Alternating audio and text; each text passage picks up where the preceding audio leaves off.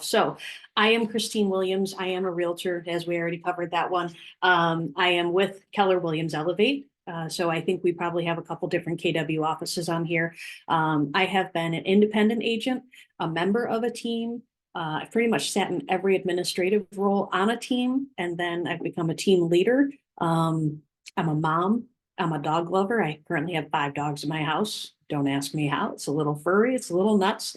And I love what I do. I'm on the path to becoming a KWU certified trainer. So reaching out and teaching in the market center is really something that I enjoy doing. And I hope that I bring some nuggets of information to you guys. Okay, so we're going to cover today pricing in a shifting market. So, we all know that the last couple of years have been a roller coaster for everybody. That's no secret. But how, when you sit down and meet with a seller, can you help them interpret pricing a house? So, there's a lot of different theories out there. And just like everybody has a belly button, I'm assuming, I would hope every human being has a belly button. Everyone has opinions on how to price. So this is my opinion, and I'm going to share it with you guys, and hopefully it'll bring a little bit of insight to all of you. So let's see here. I'm going through my notes. So one thing that I like to do when I sit down and talk to a seller is to ask them, hey, when you look out the window, can you tell me what season it is? And it's usually one of those moments where they're like, it's spring. Now, this is a perfect day for us to have this conversation because it's March 26th. What was the temperature and weather like on Sunday? You guys can take yourselves off mute so that way we can have a little interaction. So can anybody tell me what the weather was like on Sunday? It was cold and sunny. It's cold and sunny.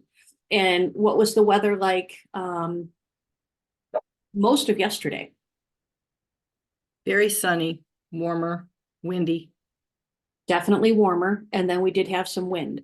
So when we sit down and talk with a seller, they're oftentimes going to ask, well, is it a buyer's market or is it a seller's market? Is it a buyer's market or a seller's market? And I will liken a real estate market to the weather anywhere in the United States. So sometimes, Al Roker, I watch Channel 3, I watch NBC News in the morning. Now, Al Roker is going to get on there and he's going to talk about the weather forecast and he's going to tell us all, it's a beautiful spring day and blah, blah, blah, blah, blah, blah, blah.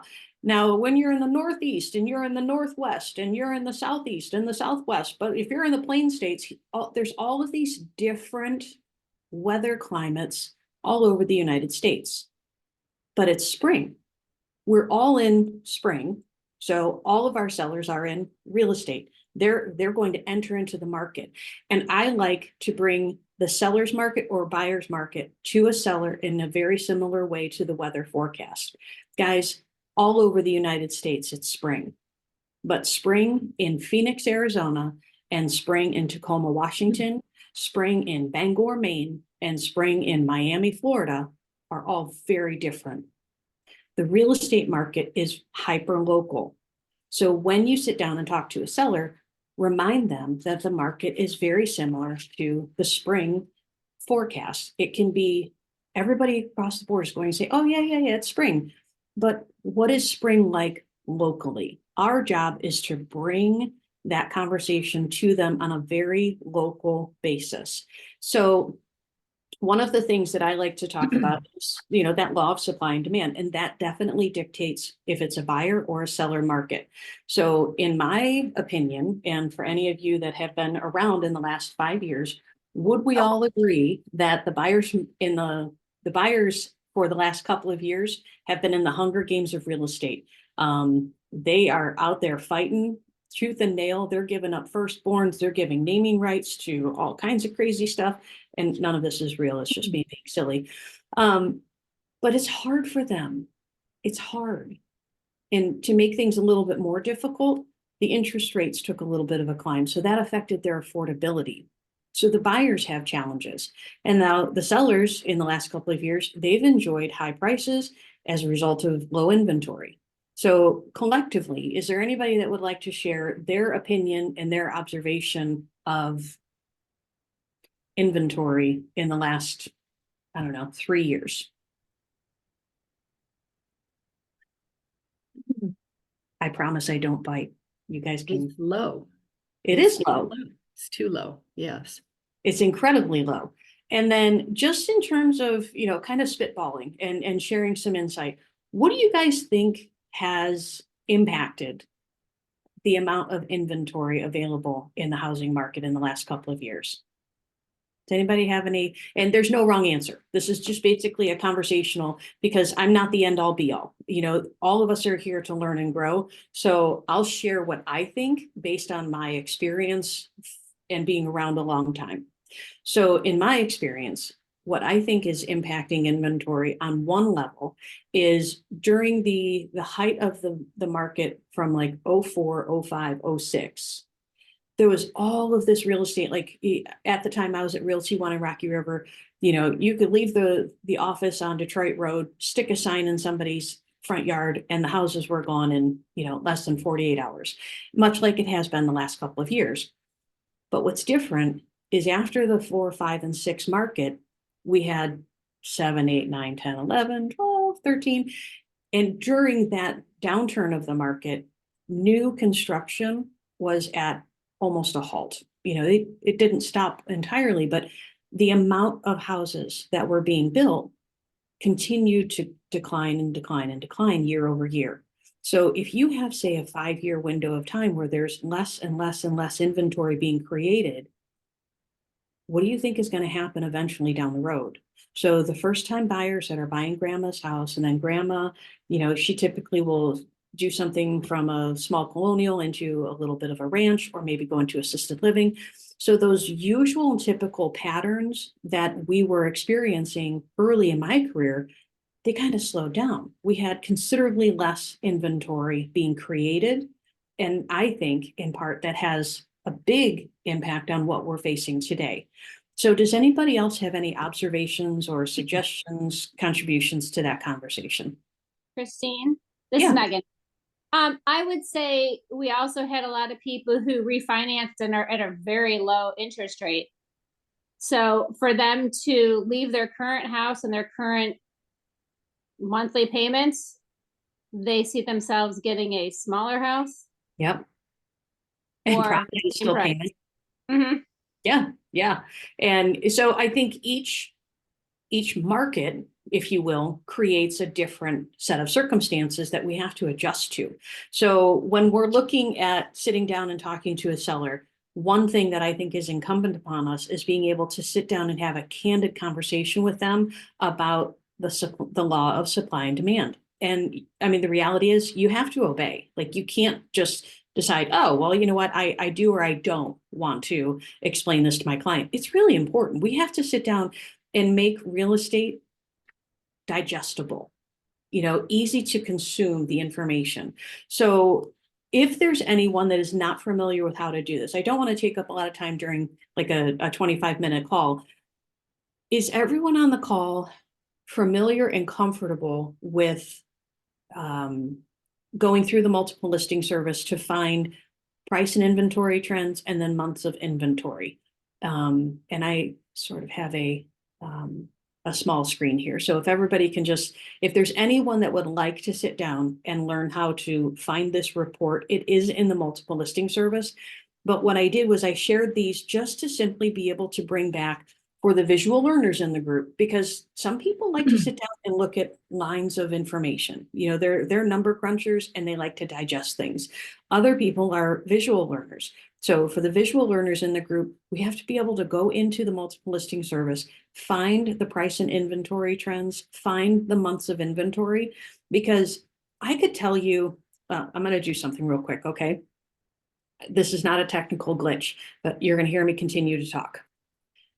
For those of you that have never seen me before, I'm going to tell you in the most sincere voice ever that I am an amazing volleyball scholar. I am 6 foot tall. I have blonde hair, blue eyes, and I make millions of dollars because I'm an Olympic level athlete, and endorsements are just rolling in, rolling in, and rolling in. It's so not true. I mean, I'm 5'3" on a good day. We're in that, and like it's not true. So think of this. If we tell our sellers, oh my gosh, there's all of these amazing things that are going on in the market, and you as a seller are poised to be unbelievably successful, and blah, blah, blah, blah, blah, blah, blah. At some point, you have to show them. You have to demonstrate that you as a realtor know your craft, and you can demonstrate facts and figures, data that supports what you're saying. So if you never saw me before and all you had was my voice to go on, I could tell you anything I wanted to tell you. And what choice do you have but to believe it until you see me? So if you don't know how to find these reports, give me a call. You're more than welcome to give me a call. I'll walk you through how to find these, because when you can find the reports, the price and inventory trend and the months of inventory, this is going to be valuable information to sit down and help the seller understand where they are. And that's our job. Our job is to help them interpret the market that we're in. So one of the next things, let's see if I can get you here. Okay. So I'm going to tell you the sad story of one house in two markets. And this is where it's really important to understand that if you sit down with a seller in March, and this is the exact situation I had years ago. So I sat down with the sellers in March and we looked at pricing, we looked at inventory, we looked at buyer's market, seller's market. And at that time in March, the listing that I was sitting down and hoping to get was very much in a seller's market, 100% in a seller's market, because it was priced over 500,000 in a northwestern suburb. The sellers hung on to that number, and I'm ever so glad. So if you are ever going to sit down and meet with somebody, give them a copy of data and information from the first time that you meet them. Excuse me. And then also when you go back the second time, if there's a window of time in between, make sure you bring the data similar in research. So price per, community attributes to the house. You want to do the same search updated, because then and only then will you be able to actually demonstrate to a seller that there has truly been a shift in the market. So we talked originally back in February, and over 500,000 in this particular community, every day, all day long, they were in a seller's market. Things were looking very positive. It was wonderful. They didn't pull the trigger. They called me after the 4th of July and said, hey, we're ready to put our house on the market. We see things are selling like gangbusters. That's great. So we put the house on the market, and guess what happened? Between March and July, that community, 500 and above in northwestern Cuyahoga County, became a buyer's market. We missed the opportunity. So we ended up keeping the house on the market for about 4 months, and came close to the holidays. The sellers decided, hey, listen, we're going to take the house off the market. When we put the house back on the market the following spring, we were back in a buyer's market, still in the same price point. And I said, listen, the reality is you have to price because you're ready to sell. You can't price because you want to test the market. That was last year. We missed the seller's market 100% between March and July. We came on in a buyer's market, and you wanted to test the market. Now we need to sell. So one reason the sellers bring us in is to be their advisor, their consultant. We're not there to be their best friend. They have people for that. If it all goes really well, when it's all done and said, maybe you'll be pen pals down the road. But the reality is they're not asking you to be a friend. They're asking you to give them insight on pricing a house. So whether the market's going up or down, you want to price your listing ahead of the market, ahead of it on the way up and ahead of it on the way down. So I don't know how many of you are familiar with a gal in the office by the name of Christine Stowell, but she, in a minute, I'll share with you a great insight that she shared a long time ago. And I think it was pretty amazing. So pricing a house correctly, it is skill, it is science. You have to be masterful at getting your sellers to trust what you're bringing to them. So taking that time to learn the skill of going into the multiple listing service, pulling the facts and the trends and the data, being comfortable with how to explain it to them, and then being able to get them to understand in whatever your communication style is. I tend to have a little bit of a, dry sense of humor with people. Other people are factual and data and they just present the numbers. Whatever it is that your style is, I really want to encourage you to take some time to go back and practice that. If you want to come into the office and get a group together, do that. Whatever it is, it's really important that when you sit down and present this information to a seller, it's not the first time. You are well versed in being able to take data and make it consumable for your seller. So back to Christine Stowell. So a good hockey player plays where the puck is. A great hockey player plays where the puck is going to be. So if you go back to this slide here, whether the market's going up or the market's going down, you need to price your listing. You need to guide your seller in pricing that listing close to where the puck is going to be, not where the puck is, because it's movement. One time I had a client that was really into sailing, and I sat down and I said, listen, I look at the real estate market as a continually moving target.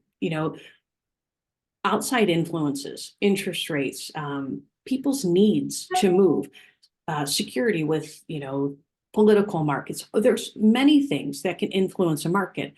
And I don't know a whole lot about boats, but I took a guess that when you go out on Lake Erie, you're paying attention to some variables: the height of the waves, the winds, the forecast, the type of boat that you're in. And once I got into an area that was comfortable with him, I said, this in real estate is like that in boating, because I put it in a way that made it easy for someone to understand. I said, and when it comes this Wayne Gretzky, what's the word I'm looking for? Suggestion, observation, slide. We'll just say that. When you're talking to a seller, you want to help them understand they have to be willing to move. And sometimes it's not the price that they want, it's the price where they need to be in order to be successful. And again, that comes from us as realtors being really, really good at what we do and helping someone understand how their house fits in the market. So to calculate or predict a future event, it's usually as a result of study and analysis. So a couple weeks ago, what was it, a week ago, there was a pretty significant tornado. Was it in Plymouth, Ohio? I think I'm right on that. So there were probably some lives saved because people paid attention to the forecast. And the forecast in real estate comes from us as realtors being able to say, hey, listen, this is what I'm observing on a global level. This is what I'm observing on a state level. And this is what I'm going to advise from realtor to client in terms of what it is that you want to do. Where do you want to price? What conditions are existing in the market? As a result of the proposed settlement with NAR. Are you going to be offering a buyer agent compensation? How does that affect your time on market? These are all things, guys, that I don't know, but I know enough to start thinking the questions through, to be able to have those conversations, to be able to forecast based on 25 years of experience, proposed settlement, what could potentially be coming down the road. And things like today, sitting down and taking 20 minutes to say, hey, what do I do when it comes to sitting down and talking to a seller about pricing? Again, I'm not the end all be all. I enjoy this part of my job. I enjoy being able to take information and bring it back to a seller to make it easier for them to understand. I've often heard a reference when it comes to pricing a house. People will say, oh, it's price per square foot. And I use price per square foot too. But this is how I use price per square foot. When I go in and sit down with a seller and I ask them, hey, listen, when you go into the doctor's office, what are some things that they do? Well, they ask me a whole bunch of questions. Okay. Do they take your blood pressure? Yeah. Did they take your temperature? Yeah. Well, were you sick when you walked in that day? No. What are they taking your blood pressure and your temperature for? Well, they just want to make sure that I'm doing okay. Okay, so what's okay? Like what's an average temperature? And most people will say, what's 98.6? Great.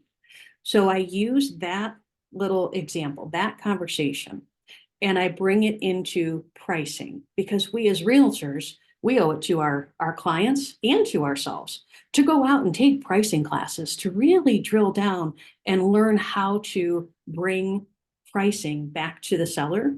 So I do that outside of my meeting with the seller. But when I'm meeting with the seller, I help them to digest the information that I'm sharing with them by saying, if you were to go into the doctor and he were to tell you, or she were to tell you that everything is average, okay, the average for a human being, 98.6. If you're running a little hot, well, you got a problem. If you're running a little cold, you got a problem. So in real estate, we have an average.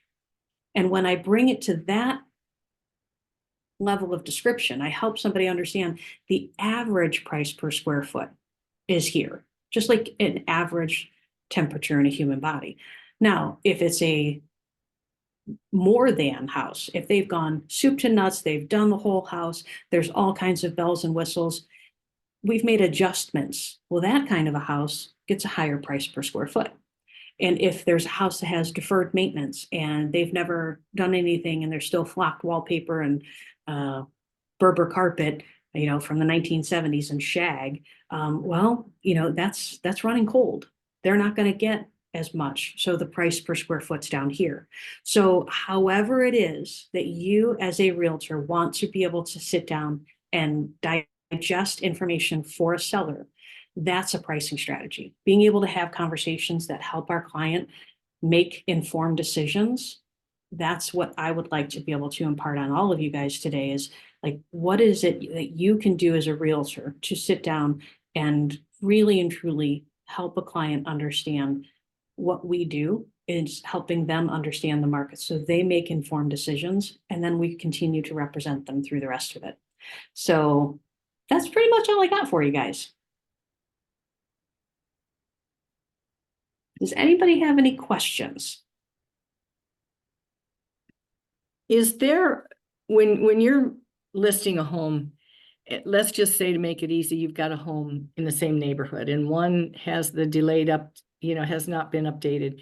The other has done everything. Now they're in the same neighborhood, same school district, similar square footage, not necessarily.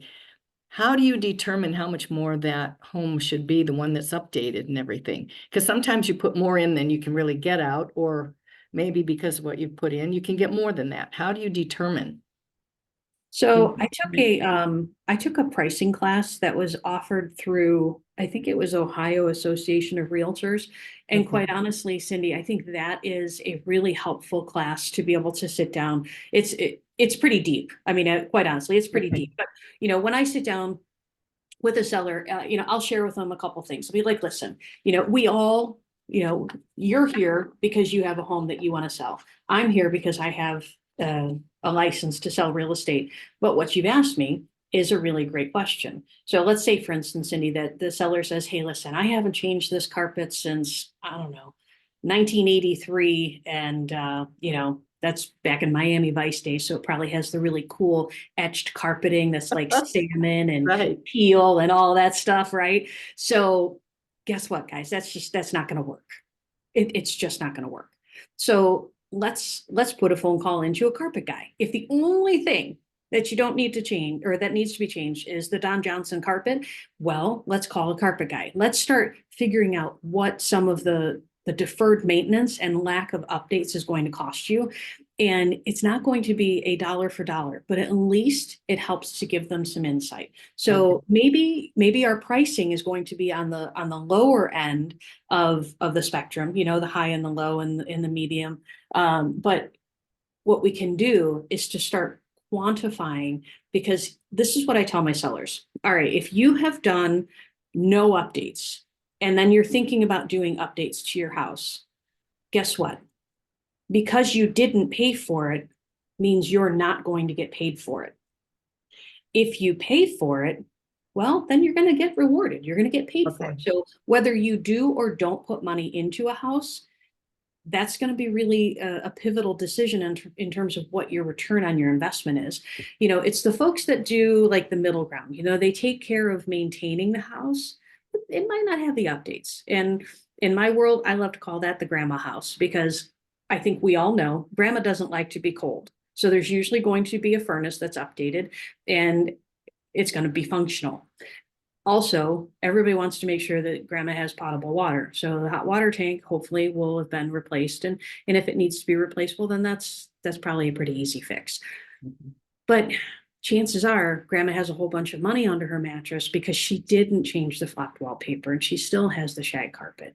You know, so to that end, you have to be willing to be candid with a client. You know, again, it's not necessarily the time to gingerly step around the elephant in the room. You have to be willing to have that conversation. And once you get started with your client, you'll be able to understand whether you can rip the Band-Aid off or if you still need to tiptoe a little bit. But numbers are going to help you. And Okay. I also like to bring with me, with the comparative market analysis, I like to bring all of the additional pictures of the inside of the house. Because guess what? We all know what gym we can lift weights in. We all know what our house looks like and how it compares to others that are going to be on the market. So if you walk in and you sit down and you're in like this house that's just beautifully done, and all you have are houses that are, you know, probably Right. mid 90s in terms of updates, well, you know, this house is going to be able to justify more.